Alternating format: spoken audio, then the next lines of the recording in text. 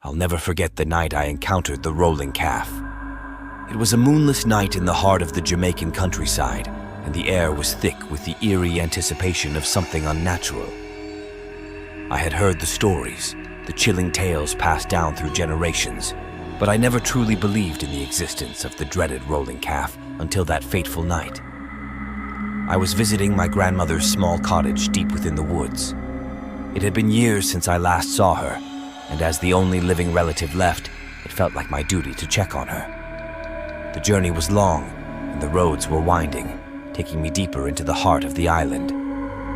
As I approached her cottage, a sense of unease settled in my gut, but I dismissed it as the product of an overactive imagination.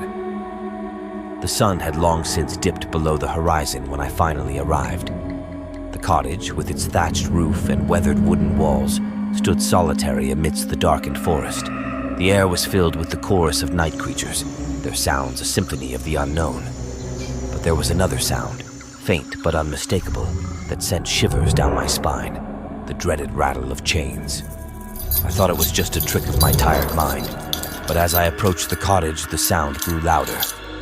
My grandmother was nowhere to be found. The flickering candles inside cast eerie shadows, making the room feel like a portal to the netherworld. I called out to her, my voice quivering, but received no response. Panic began to creep in as I realized that something was terribly wrong. Just then, I heard it, a guttural, otherworldly growl emanating from the darkest corner of the room. I turned toward the source of the sound and froze in terror. There, bathed in the dim candlelight, stood a monstrous figure, the rolling calf. Its head, that of a bull, was grotesque and twisted, with fiery red eyes that pierced my soul. Its body was that of a man, but horribly contorted and grotesque.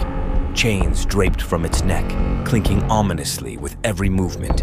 I could feel the malevolence oozing from its very being. My heart pounded like a drum, and I stumbled backward, desperately searching for an escape.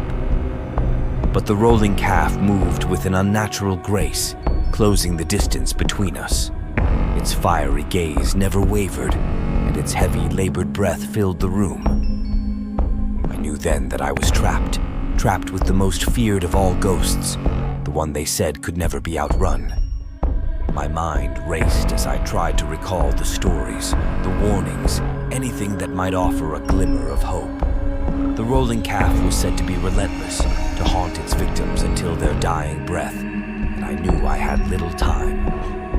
With trembling hands, I fumbled in my pocket and pulled out a small sachet of salt that my grandmother had given me years ago. She had told me it was a protective charm against the supernatural.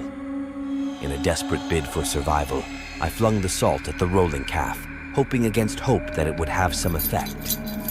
The salt struck the creature, and for a moment it seemed to hesitate. Its fiery eyes flickered, and it let out a deafening roar of pain and rage. I took that split-second opportunity to dash toward the cottage door, my heart pounding in my chest. The chains of the rolling calf clanked behind me, echoing in the still night. As I burst out into the moonless night, I could hear the rolling calf's thunderous footsteps close behind. I sprinted through the dense forest, branches clawing at my skin, and the chilling sound of the rattling chain chasing me relentlessly. It was as though the very darkness conspired against me, slowing my every step. But I couldn't give up. I couldn't let the rolling calf claim me as its victim. With every ounce of strength I had left, I pushed forward, the woods around me becoming a nightmarish labyrinth. The rolling calf's fiery eyes flickered in and out of the shadows, its growls and roars echoing through the trees. Just as I felt my legs giving out beneath me, I stumbled upon an ancient cave, its entrance partially concealed by overgrown foliage. Without thinking, I ducked inside, gasping for breath. The cave was damp and oppressive, a place that seemed to have been forgotten by time itself. I huddled in the darkness, my heart pounding in my chest, praying that the rolling calf wouldn't find me. Minutes stretched into hours, and the sinister growls and rattling chains eventually faded into the distance. I knew that I had narrowly escaped the clutches of the most feared ghost in Jamaican folklore. As the first light of dawn broke through the cave's entrance, I cautiously emerged, battered and shaken but alive. The forest was calm once more, as if the rolling calf had never existed. I made my way back to my grandmother's cottage, determined to find her. But when I arrived, the cottage stood empty, the candles extinguished. To this day, I can't explain what happened that night, but I know that I encountered the rolling calf, and I survived. It was a nightmarish ordeal, a brush with the supernatural that has haunted my dreams ever since. The rolling calf is not a mere legend. It is a malevolent force that roams the Jamaican countryside, a relentless entity that will stop at nothing to claim its victims. And I, for one, will never forget the horror of that moonless night when I stared into the fiery eyes of the rolling calf and lived to tell the tale.